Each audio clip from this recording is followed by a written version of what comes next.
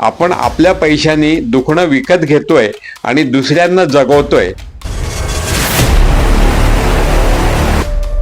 आपल्यावरती पान टपरीवाले जगतात, डॉक्टर मंडळी जगतायत, फार्मा कंपन्या जगतायत. तर त्यांना जगवण्याची जबाबदारी माझी आहे का, हा जर प्रत्येकाने आधी सर्वप्रथम विचार करावा. आज सोलापुरातले जवळपास 60 ते 70% तरुण हे व्यसनाधीन होत चाललेले आहेत. सावकाराकडे कर्जबाजारी होत चाललेले आहेत. कुटुंबाची वाताहत होतीये, त्यांच्या मुलाबाळांची वाताहत होतीये. सोलापूर विकास मंच पहिल्यापासून 3M म्हणजे मावा, मटका आणि मिरवणूक याच्या विरोधात आम्ही सातत्याने आवाज उठवत आहोत.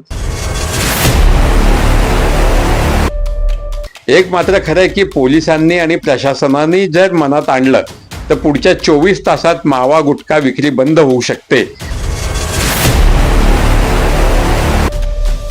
ज्या गोष्टी सरकार बंदी आणते त्या वाममार्गाने, गैरमार्गाने, काळ्या बाजारातनं उपलब्ध होतातच.